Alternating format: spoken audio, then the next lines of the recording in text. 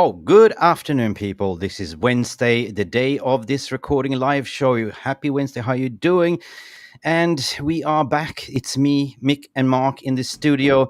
Absolutely smashing. We haven't done a live show for quite a while, but smash a like. This is Mick. That And is this is Mark, Mark. right? Big up to Yeah. everyone joining us. W- Hope you're having a Um, great day. As Mick said, you know what it is. Man yep. United news with Mick and Mark. Yes, on the lunch break. Hope you're doing well. Or some people call us M&Ms, like the chocolates, right? In today's top stories, Mark, what do you have on your radar? Well, the only thing I was thinking about was where was Scott McTominay this weekend? And that's Yes, one of the things where we were all happy that we didn't see him on the pitch. He was not in the starting lineup. that was a Some of us question might mark. be disappointed, but it's just some news coming in that maybe he was injured, twisted a knee, as we were talking about earlier Yeah, before the show started. And 100%. We're that's going to one talk of about those that, yeah. things. 100%. 100%. We're going to talk about that one as well. Also, what we're going to talk about is we did a show, we did a report about a month ago, if you go back in time, like me and Mark. And when we called out that John Mourtogh is going to be sacked. Oh, actually, he was resigned about a month ago, and reports coming out yesterday was breaking news that he's going to leave, and within a couple of days, being replaced by Dan Ashworth and Jason Wilcox, and more about that. So we're going to talk about that, and we're going to talk about what is going on with Ten Hag. Will he stay? I have some latest updates regarding that, what it looks like, what is Ineos' plans, and we're going to also talk about the Arsenal debacle, the Champions League, and what it means for the British teams and how we can qualify for the next year. But please, guys, do us a favor, smash a like for this video, and we should see you in a couple of seconds.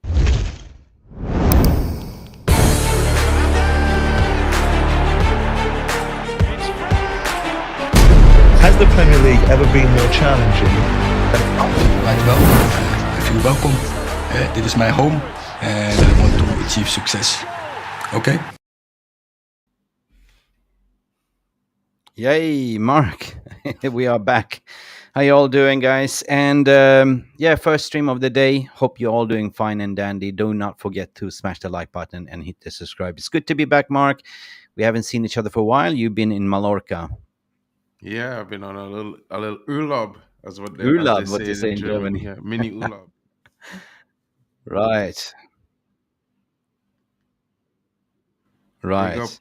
big up, big Okay. up, big up. So So, talk to me. What's going on with Scott McTominay? well, it was reported that he's twisted a knee. He probably will be out for the next 2 to 3 weeks. It could be from the initial reports that he'll be back in time for the game. Probably, I think it's against this team. What? Not, I forget which team it should be. There's so many teams we play. I think it's not. I think it's Burnley is the game that he should be back for, but at the same time, it's one of those things where you never know what could be happening, and the Really? player might be out for the rest of the season, or he could be back, as they say, for the Burnley game, which is I think 3 weeks from now. Wow. Wow, wow, wow, wow, wow. Well, there was a damning report. I just read it. I just pulled it up to here. Like, if we can go to this.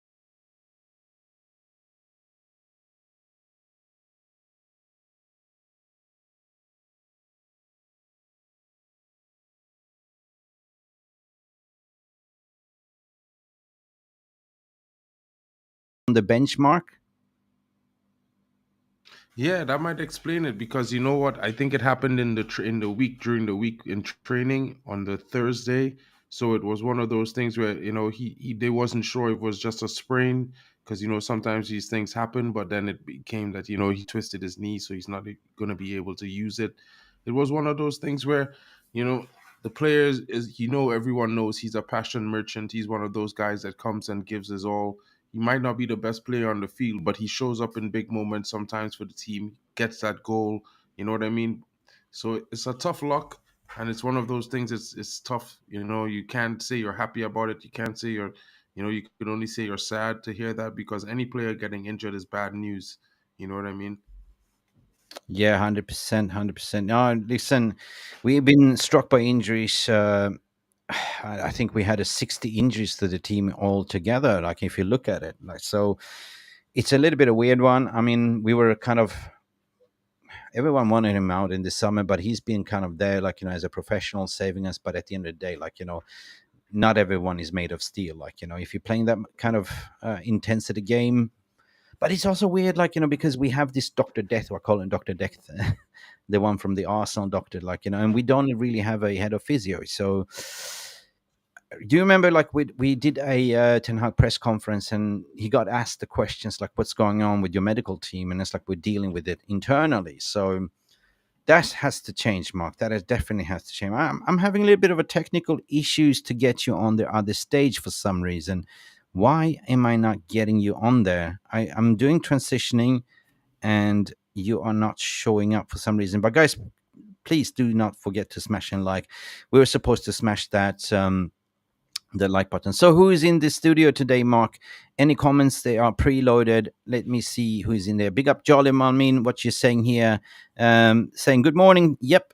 Heads more will roll, like 25 to 50% of the staff working at the club is something that should have been done years ago instead of the Glazers collecting staff. Yes, true, Jolly, and we are going to talk about that later on in this video and the show as well. Approximately, we're going to do 35, 40 minutes. Well, we'll see. Kenny Fantini is here to saying, finally, the club is doing something great. Yes.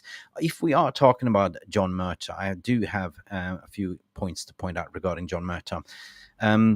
We'll be pretty much repeating what we said last time, Mark, as well, because we did some interesting thing. Good morning, crew. Good morning, Danny B. What you are saying. Mental Ball Game is here. Afternoon, everyone. Who else do we have here tuned in on the lunch break? We have Jamie Wayne. Mick, knew Mourtogh was leaving before the media did not joking. So did I. Yeah, I told you that Jamie Wayne as well. to be honest, we did. But as soon as you saw the linkage to Ashworth, you knew that Mourtogh was out. Like, it's all about best in class. The interesting story about John Mourtogh is what he was actually appointed that season where they sacked Solskjaer, right? So he basically came in. Mourtogh has actually done good at the club on academy level. If you remember, Mark. 100%.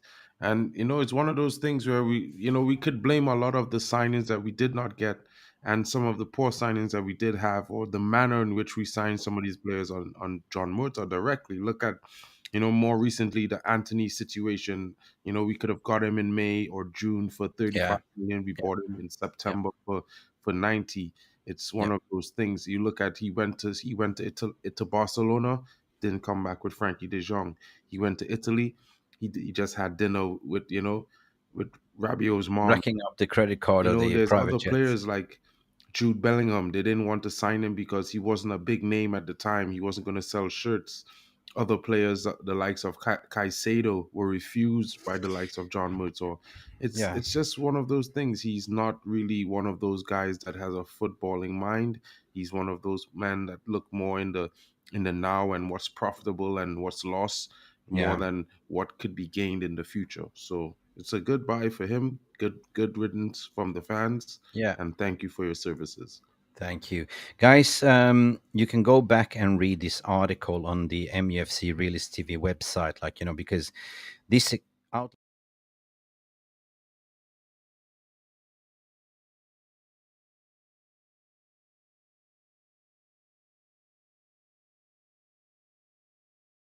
much what it is. So, but if you're going to spin on that, when I say that Mourtogh didn't do that bad, like, he was competent because him and Nicky Cox was the one that started the academy, the overhaul of the academy, right? Because Manchester United realized that our academy is falling apart and City's pretty much hoovering up all the local talents. So what they've been doing in the background for the past 4 or 5 years is paying dividends and fruits, because him and Nicky Cox took over and they started to look at young prospective talents like, Hannibal Mejbri. They brought in Garnacho for 475, thousand pounds from, Atletico Madrid, and lots of stuff. So, however, the Glazers then kind of, during the firing of Solskjaer, was tumult. So they looked into a point internally instead of going for the best in class externally, right? But he never did have that competency. So what happened, and this is taking from a lot of my contacts that work in the, as an agents and stuff like that, been in touch with him. I've certainly spoken to him a few times as well. And he's basically, it hurts me to say, but the reason why they say that he's incompetent is because he outsourced most of his roles out to external consultants. So, because he doesn't have the competence, right? And that's been racking up a lot of, you can't even negotiate. It's true what you say, that he couldn't negotiate for a packet of crisp. The Anthony situation was on that year when we signed Anthony, he was getting married. So he actually went away for a holiday or honeymoon holiday in the middle of a transfer window. So we started off first talking to Ajax regarding Martinez and Anthony as well, right? And by the time he came back, you know how it goes. Like, it was 2 weeks left of the transfer window. And of course, they raised the bar, they raised the price to say, we are not desperate to sell, so you have to overpay. And that's been the conundrum of John Mourtogh. Like, can't negotiate, and it's been overpaying too much and been selling players for cheap. Like, we're talking about academies, like, going for £1 million, XYZ. It's just, it's not worth it. So, of course, when Inneos and Brailsford has been the one driving this overall strategic review, and he said, well, this got to change. So, of course, they're going with the best in class. We spoke about this 1 month ago, and Darren Fletcher as well. What does Darren Fletcher do?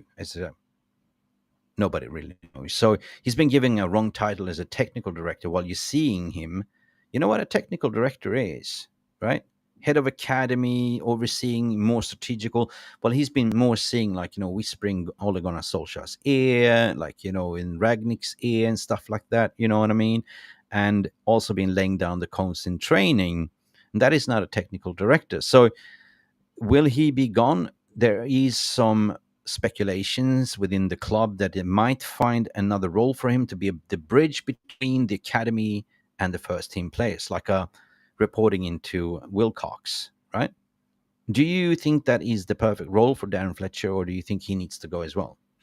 I think it's time. I mean, he's done a decent background job in terms of bringing one of two youngsters in time since Eric Ten Hag has came in. He brought in a few youngsters like Harry Amas.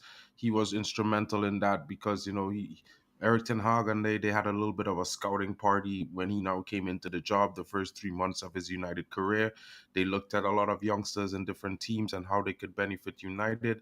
And as we can see last summer, when 27 young players left the club, it was an overhaul. And of course, United started this rebuild of the academy maybe a few years before Eric Ten Hag, but with his new style and his new eyesight, there's been lots of younger players who were moved up ahead of other players to the under 18s from the under 16s. Some players brought in like Harry Amas from Watford.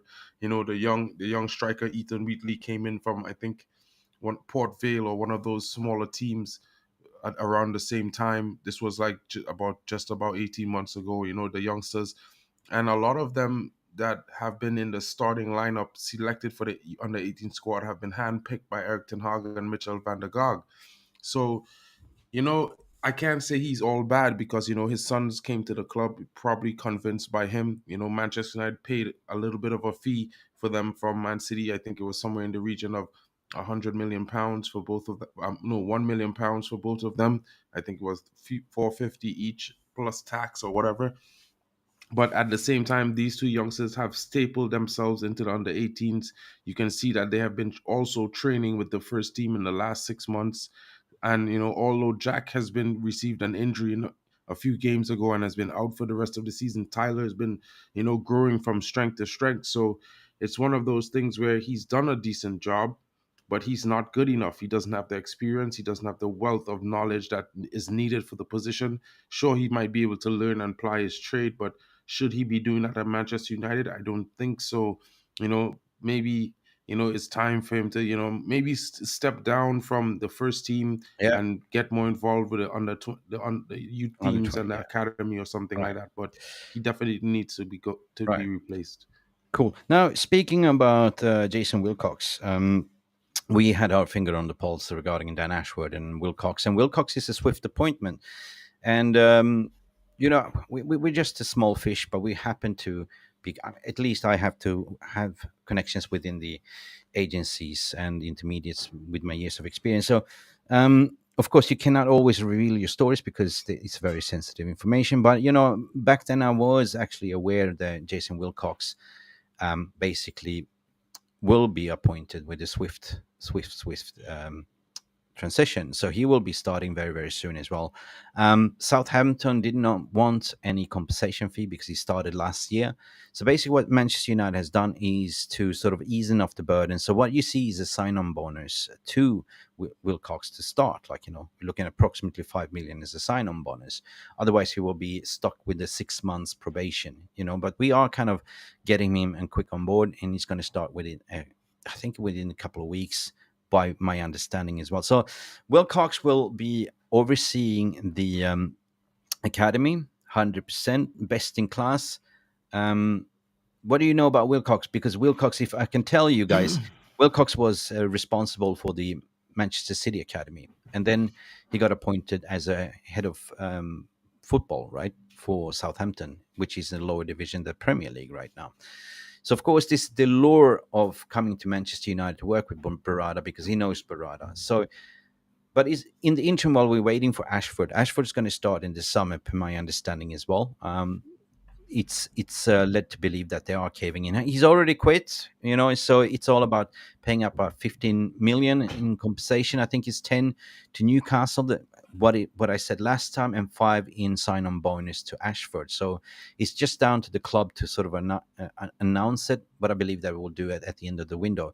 But it's going to be safeguarded in certain ways that, you get Wilcox in, he will act as an interim sporting director, and together with Matt Hargreaves as well in terms of negotiations. So I want to sort of bring...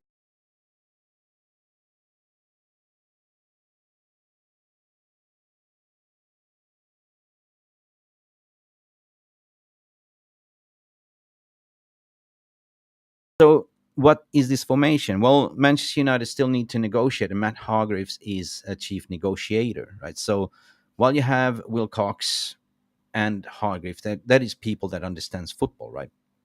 So Hargreaves will be part of negotiating the summer. So we are not stuck with a beard in the mailbox. You know what I mean? Yeah, and it's one of those things where you can't be too mad at that because Nice. Brilliant. he's a decent negotiator. And if you look at Jason Wilcox's record over his clubs at what he has done at Man City in recruitment, what he's done at Southampton, you can tell that he knows what he's doing. We all hear this term "best in class," but he's top, in my opinion. He's top class in all regards. He's done a very consistent job with all his recruitment. You've seen the performance of lots of the players he's recruited, especially at Man City. Some of the young players breaking through, like Phil Foden and these guys, when they were young, a lot of them were recruited by him.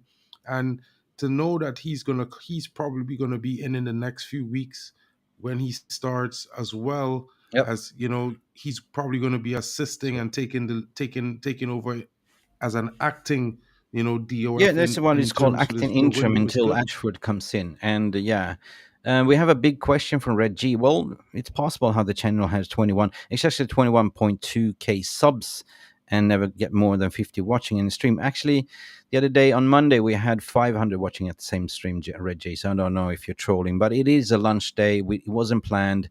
We usually go live around in the late afternoon. But today, since Mark's been in Mallorca, we decided to go in the lunchtime. So I hope that explains. Sound vanished according to Yolemal. Let us know if you can hear that us. was earlier when you switched your scenes. Yeah, grabs your popcorn anyway. So big up for everyone. If you are now watching, please give us a little bit of like. And if you are watching in retrospective, do hit the like button and subscribe because it's free. Another important information that we need to share as well. If you have subscribed, if you're not getting notification, check that subscription notification bell button and allow all notification. If you do so, you will get notified whenever we post a video or go live. Important information. So, Mark, listen, good news. John Mourtogh out. We get professional setup. This will always be the case. We have Omar Barada starting in the summer. We have Ashford starting as a sporting director. We have Wilcox confirmed as well, starting in a couple of days, as per my understanding. The next as you work in a top-down approach, is the head of recruitment. Who do you think Manchester United will get? Well, well, we just got Jason Wilcox. We have a Omar Barada. Maybe we can sneak in a Julian Ward or something, because I feel like this You're guy. just speaking to me. Okay, Yeah, yeah, well, I okay, mean, talk to me. you want to have a good team. You want to have a team that's consistent. People always throw around the terms best in class, best in class. You just need a guy to be very good at what he does and consistent with it. You know what I Yeah, mean? And I think with the size of Manchester United, half the job is already done for anyone working in that yeah, regard, because they have a reputation yeah, around the world. I think we're safe to say we're the biggest club in English history. At the same time, the second biggest club in the world. Everyone knows who Manchester United is. yeah, Who wouldn't want to play here? yeah. For a structural matter, like, let's just be clear. Like, the way the Ineos are now setting up is to set up the structure first. Like, you start from head to bottom, right? Head to toe. So now, where you have Wilcox, now you're moving on to the next target, which is the head of recruitment. And you had people, a lot of media was linking us to Dougie Friedman, a lot of lukewarm. But Julian Ward is a story that won't go away. Why Julian Ward? Julian Ward is out of job. He can start tomorrow, no problems. He was with Liverpool, instrumental in bringing Darwin Núñez, Diaz, even part of negotiating for Mo Salah back then as well. A lot of good players, McAllister's and all that stuff, right? Not only on domestic market, but a nose and flair for the international players, right? And he's said to believe that we're going to recruit young talent, under 26, best in class talent all across the world. And Julian Ward is high on the radar. So I believe that it's going to be Julian Ward because you don't have to pay any compensation. You can start ASAP. I think he's in line because you had Michael Edwards starting there as well. No, what was the other guy from the Monaco that's taking over that role now? Not Edwards. Mike, help me, Mark. We were linked to another. Michael Edwards. Yeah, Edwards, but the other one Oh, that it's was with Michael Edwards, Paul Mitchell. Nice. Paul Mitchell. Yeah, Paul Mitchell is going to Liverpool now. So keep an eye for Julian Ward. That was the latest what I was told as well. So I don't see any other unless they have somebody from Portugal or the Spanish league. We will see. We will see. So guys, big up. We are 22 minutes and 30 minutes into this lunch stream. So more heads will roll, Mark. More heads will roll. Let's talk about that one. 100%. Let's do it. Let's do it. Because, as you're doing a rebuild, right? It is clear and evidential that whoever comes in want to clear house because the people that are sitting there, we're talking about the executives, right? There are appointments from the Glazers and Ed Woodwards. Now, Ineos is taking over the footballing operations. Omar Barada is the CEO across the commercial and the football operations. So Patrick Steward, if you don't know who Patrick Steward was, he was the interim CEO while they sacked Richard Arnold. So he is the CFO, and it's led to believe they are going to replace him as well because he's on the old guard. And also the COO, Chief Operating Officer. Who is the Chief Operating Officer, Mark? Isn't that Collette Roche? Yep. And what is Collette Roche famous for? Oh, she's famous for being the leader of the feminist Leaks. movement in the UK. And the leaks. Yes. She is led to believe to be replaced by Hugo Viana. Hugo Viana is an ex-footballer, played for Newcastle and played for Portugal. Also was in charge with the Saudi League with Al Basal or something like Al Wasal or something like that. But played his last football game in 2016 and been in charge in footballing operations since. So he is somebody that's been linked to Jean-Claude Blanc, and I don't know, it's sneaking under the radar a little bit, but it makes sense. Why Collette Roche? I don't want to be done by any lawsuits, but in a way, if you quickly talk about it. You remember the Mason Greenwood story? She, as a chief operating officer, she's also responsible for the head of HR, right? So as a head of a HR, chief operating officer, whenever you have an employee that's been potentially breaching any employment contract, you have to do the investigation. If you're being accused for sexual allegation at work and stuff like that, you have to do interviews, you have to do investigations, and you have to sort of collect the evidence. And the final approval then goes to the CEO. So whatever we haven't heard in the media was what Richard Arnold was saying, that you haven't heard what we have heard. You don't know what we have. So media has been sort of throwing out snippets. You can't undone what you've seen by your own eyes, by your own standards. But you got to look at the legal ramification and from unemployment. So Mason Greenwood is still employed by Manchester United because he didn't breach any contracts. So Richard Arnold decided then he's going to clear Greenwood. He told Eric Ten Hag, you're going to have Greenwood. And somebody just before leaked it out to the press, to the Athletic and everything else, and all shit broke loose. And all of a sudden they have to retract. And Mason Greenwood is now pissed off with the club. If you look at the statements, the Mason Greenwood doesn't want to come back. I cannot blame him. The way he's been treated, it's been piss poor by the HR. And the sacked, actually, this was the sacking, that led to Arnold was sacked, Mark. So, and that is, I heard from very, very credible sources as well. So we will see. So, but it makes sense, Mark, doesn't it?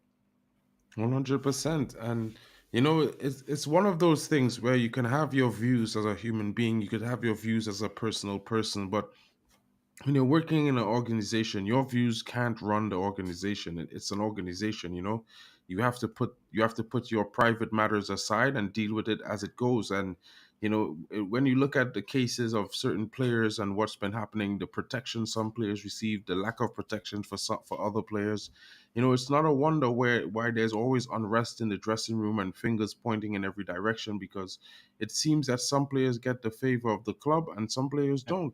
Look at Jadon Sancho. I mean, I'm not saying that I side with him on what happened between him and Ten Hag. I think he's wrong. But look at all the news that came out from the club in the media that was leaking about, him eating lunch and him coming up late and all these things. Everything was leaked. I think all of these things are betrayal on your oath. I mean, as when you sign up to work for a company, employee. it's more, Mark, that you are loyal to the owners and you are doing their bidding instead of the club's bidding, basically. So if you notice, they even sacked the head of social media and PR, right, because of these scandals and everything. Because have you seen the leaked lineups lately? Have you heard anything? Because it has been a tight ship ever since Brailsford came in and did the overall strategic review. You don't hear anything, and that's why media is kind of second guessing and throwing a lot of managers is going to replace. It's been too much, like it's zilch. They don't know zilch at the moment, right? Mm-hmm. We're going to talk about that as well. So, Uganda PUBG, you must be a gamer. PUBG, love that as well. Mobile gaming. Hi, who would plan head of recruitment? We just spoke about Julian Ward. So, yes, that is who it is. Yeah, it's fine. In terms of Ten Hag, right? I had a very interesting conversation yesterday with my ex-boss, who had a meeting with Jean-Claude Blanc last week as well. And I asked him, so what's going on here? Why is media throwing out Southgate, De Serbi, Potter and stuff like that? And he basically said, Mick, you know what? This is just media second guessing, So I was told pretty much like what the media is reporting as well, that, Jean-Claude Blanc and Inneos and Brailsford have done the strategic review, and the main priority for Sir Jim Ratcliffe and the team is to put the right structure in place first, before they are even addressing the manager situation. It's pretty much recruiting from the top to bottom, right? So, and that will take 1 year to get everyone warm in place, as changes doesn't happen over a light switch. So by the time you get all the heads in, they get warm, it's going to take you 1 year. Ten Hag has got 1 year left on his contract, and it certainly feels like it. Okay, the De Zerbi, the Nagelsmans, the Potter is just a hoax. I mean, Southgate was a hoax. They are not best in class for them, right? They're appreciated, what I've been told, but it's not what can they take us to the next level, right? So they are thinking the thinking is that Ten Hag has got 1 year left on his contract. I'm just going to think 1 year left on his contract. They said, let's plan with Ten Hag for the summer window. He's got 1 year left on his contract. Let's see how we can do with the right structure in place, with the right backing, with ins and outs. And if it doesn't go well, we have a identified target for 2025, which are better managers available back then us. Because if you look at now, you don't have any superstar manager there available, right? They think it's good enough, right? So I hope that makes sense, Mark, and the viewers. Yeah, perfect sense. It's basically the smartest move. You know what I mean? This hire fire sack a manager symptom and syndrome has not been successful for most clubs. I mean, it might have worked in some situations, but if you look at the modicum now and the type of players in this generation, they're not as driven as players in the noughties, players 10 years ago. These players definitely, you can tell they wanted to be best in the world. They wanted to have their name in lights as the best in their position. You know, some of these players now, they're good for a few games. They're good for a couple games, might be good for a season, and then they're superstars, and it's all done for them. Yeah. It's just look at Yeah. the performances that you're getting. I mean, Yeah. even one of our great players, Nemanja Vidic, was speaking to the press recently, and he was saying, "I don't think it's down to the manager. Sure, the team has had injuries." But look at the performance last season. He was successful. We finished third with the squad that he had.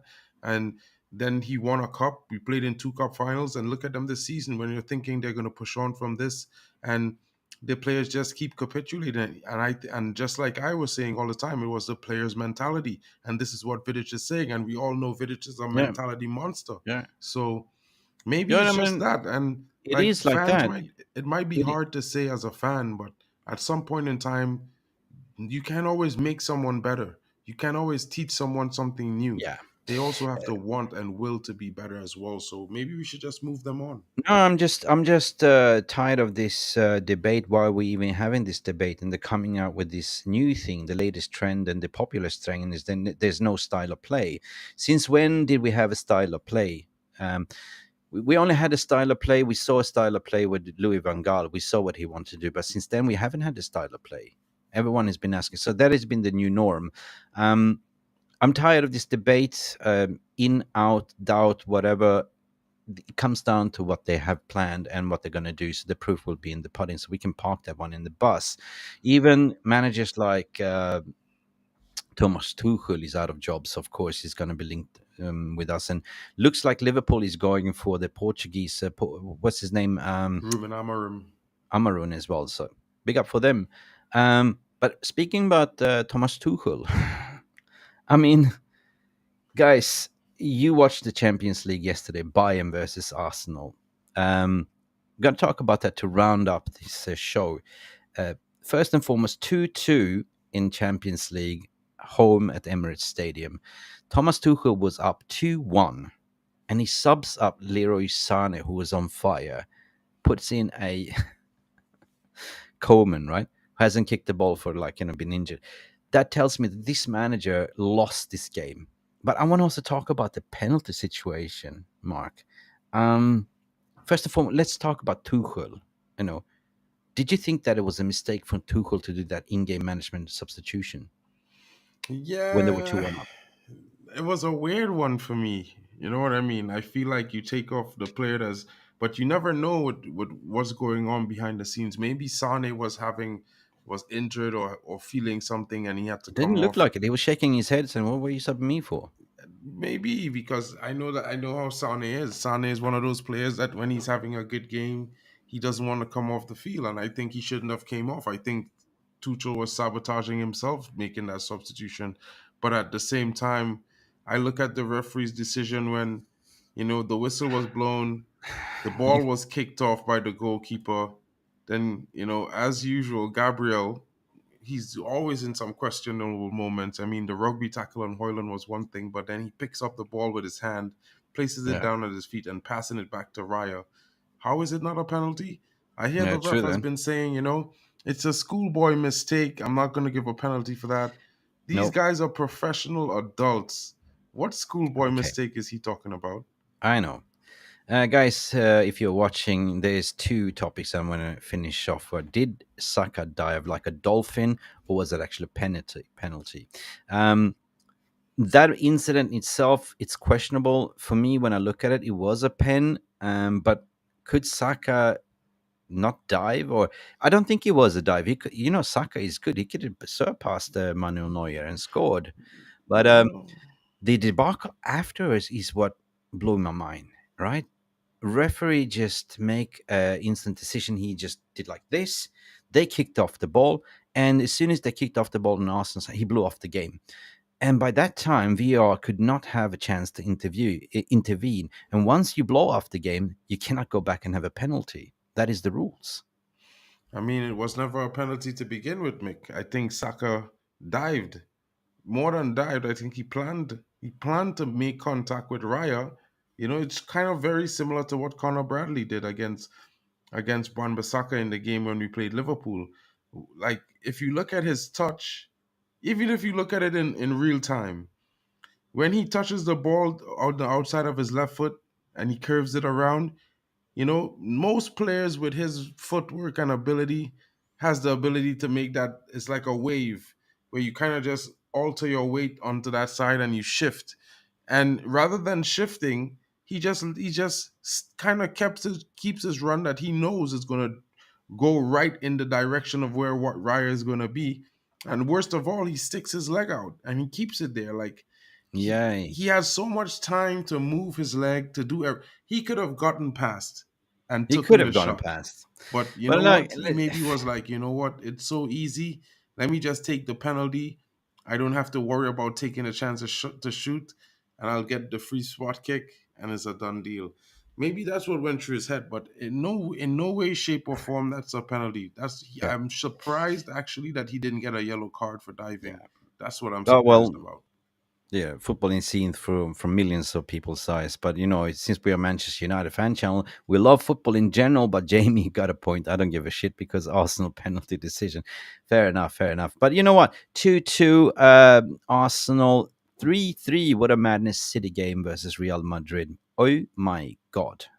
So it's going to be a very interesting return leg, right? So, and basically, in the semifinals will be either City versus Bayern, or whoever wins the return leg will meet each other on the semifinals. So that means that you cannot have a full English final anyway.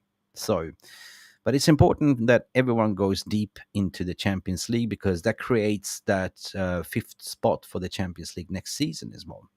100%. And we need that 100%. because we're going to be in fifth when the season's over. So Yeah. we're going to need that Champions League spot. You know what I mean? At the same time, I'm like, it was an interesting tie, to be fair. Like, not to delve too much in the Champions League, but it was shocking. Both teams ended with draws. I certainly thought Real Madrid was going to walk away with a victory And that handsomely. was a They madness of a squandered so game. many chances in the first half. It was unbelievable. Yeah. But you know what? You give Man City a chance and they will come knocking, they will knock the Right. door down. Fantastic. Big up everyone for tuning in. Roydon Frost is here. Saka must stop crying and play. Big up Roydon Frost. How you doing? The keeper offered his legs to the player. Aims for a leg since most times a pen is given in this situation. That's Even just in the the Premier League, bro. And that's in only the because Premier of a League, and mad rule. the pundits are usually punditing Premier League, and I could hear it. I can't believe it's not a penalty. I can't, and they were all How? fuming. A They were all penalty is fuming. supposed to be where you challenge the player, whether you're a defender or a goalkeeper, right? You challenge the Yeah. attacker and you take him out, where you Yeah. take out his leg or you take whatever you do. You don't get the ball, but you remove him from being able to Yeah. continue on and Yeah. advance. That's the Here comes pen. Ivo Bosic, the moment of truth. Bukayo Saka kicked Neuer. Should have been booked, in your opinion. 100% Evo. Yeah, big It's up, the same Ivo. thing Conor Bradley did to Basaka. He kicked him, literally kicked the guy. All right. Like, how could you kick someone, right? And Okay. they get a foul or penalized for that? That's Fantastic. crazy. Tonight we have by PSG, we have Barcelona. Who else do we have tonight? PSG versus Barcelona, Dortmund versus Atletico Madrid. Wow, interesting. Wow, For wow, all the wow. Jadon Sancho fans, you're gonna see him starting at the Coliseum tonight. So Yeah, big up for probably. that. Probably. You know, I just found it difficult yesterday because why are they screening at the same time? Like, it's just like you want to watch both games, like, so I start Mm. flicking, like, I Well, think, in a way, I think because of the way the tie is, they're doing it at the same time so that you can't decide how you're gonna play the game. Based on the other team's performance. Some people, you could say, well, okay, I only need to score one goal today, or two goals. So it's more or less to keep so you don't know who you're playing against in the next round in advance. Like what if the City was winning Real Madrid, Bayern hears that, and Bayern is like, okay, we're not gonna yeah, make it. Let's just stop playing. You right. know what I mean? All right, guys, we are going to wrap up the stream. We have some technical issues. We're going to also finish off by talking about the Belfast Baby. You know who the Belfast Baby is? Rashford. Yeah. Also injured, in a doubt. McTominay, what we discussed about, looks like he's twisted his knee. He's going to be out for 4 weeks. Nobody really knows what's going on with Rashford. Belfast Baby is also doubt. But I think it's a blessing in the sky, like, because I want to see more of the youngsters play, like, that offers something. Nothing against Rashford, but, one good season. And this hasn't been Rashford season at all. Like, No, it hasn't been a season, but I mean, it's a good thing when you can say to yourself, Rashford is injured. No problem. We got some youngsters in the back. We got some wingers there that have been performing well. Anthony could come in. Ahmad could come in. For me, it's all about the squad. And I know everyone knows I'm a Bruno fan, but at the same time, being a Bruno fan doesn't mean I yeah. don't think he should be benched for some games. Doesn't mean I wouldn't say he had a bad game. At the end No, of the day, I'm a Manchester fan, so me whatever too. is best for my club. 100%, 100%. But we got a joke about it as well. Like Ivo Bosic used to say, Rashford checked out for holidays early. Potentially, are you dodging the bullet? I don't know. Players has done that before, like faking an injury just to avoid. We have one currently that's going to walk away in the summer for free, and we call him Anthony Martial. Oh, Glad, fragility, man. yeah. That's okay. Yeah. Let the glass man go. Bye. Glass He man. should have been sold since the move to Sevilla. That season he wanted to go to Sevilla when we needed him, we didn't have a backup striker. And Ragnick said stay, and he said, "No, I want to go." We should Yeah. have sold him that summer, bro, for 10 million. I don't care Big up, how much people like him. big up, Madhouse, one of our loyal community members here as well, coming in. Rashford just staying fit for PSG pre-season. Can Yeah, it be so? Yeah, 100%. 100%. Sell Yeah. him. 70 mil. I'll take it all day. Yeah. I'll take 50 if I could get it tomorrow. You know what? Do we ever have a break? Like, if we talk about injuries, like, I keep forgetting there is a Euros in the middle of the summer, so some players will not even have a break, right? They're going straight into the Euros. And the Euros is coming to my city, so I'm gonna be there. You're gonna When, be there.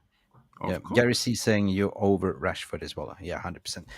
Guys, we are playing Bournemouth over the weekend. Is it Saturday or is it Sunday? I believe it's Saturday evening in the Saturday evening. 8:30 game. We're Is it playing away Bournemouth. game, right?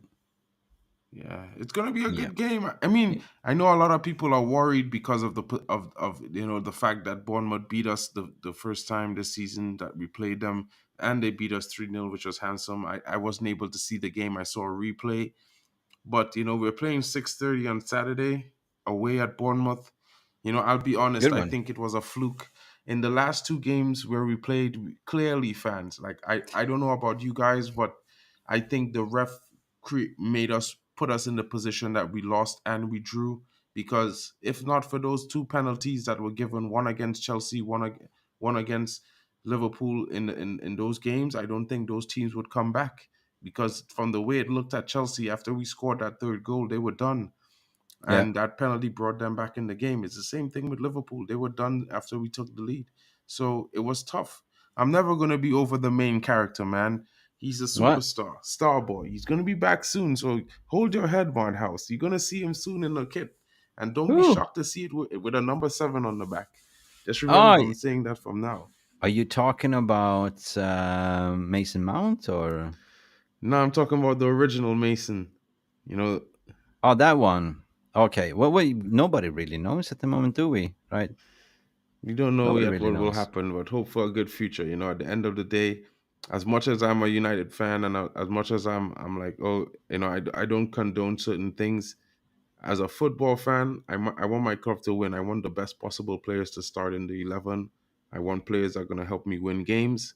And I honestly feel like if this dude was in the squad, we would be at least 10, 15 goals plus, maybe 2 or 3 Yeah, spots higher in the league. that is a decision to be made in the summer. Big up, everyone! Smash that like button. Big up. That's been Mark over there talking sense. And at the end of the day, like they do have Solanke, right? This striker, which is quite good as well. So, am I worried? Yes, I am. Why? We, we seem to do well against Liverpool and stuff, but it's the lesser teams that I'm worried about. The Fulhams, the Bournemouths. This is where we usually drop our heads, like complacency. But I want us to go away, play good football, and beat them. You know what I mean? Yeah. 100%. In the last few games, That's although wrapping we up have the stream, by the way. That was the final whistle call. You have one more thing to say, Mark, before we close the shop. just to answer Madhouse, yeah, we would definitely have been still in the Champions League if he was here. Trust me, my guy. The dude is ill. You know, I went there to have a coffee with him and let him know, listen, you need to come back home. I know you Right. want to leave, but sometimes you got to take one on the chin. The team You needs you. do. The fans need you. The fans need you, and the fans need to support and back this team. Anyway, this has been Mick. That's been Mark, and we spoke about a lot of things today. We spoke about the resignation of Mourtogh, and why. We spoke about the more heads will be rolling. If you're watching this in retrospective, we're talking about potential replacements. We talk about Ten Hag's future. We talk about the player team news, and that's about it. And this has been the first stream of the day, probably the last stream of the day, because later on I'm going to be watching Champions League. Big up, everyone. Thank you for watching. Do smash that like button if you look at it in retrospective. Big up, Mark, and thank you. Have a blessed, lovely day. Talk to you guys later. See you to the next one, as per usual. Bye-bye. Big up, guys. Big up to the team. Thank you so much for stopping by and watching Mufc Realist TV. Don't forget to like and subscribe and follow us on the socials.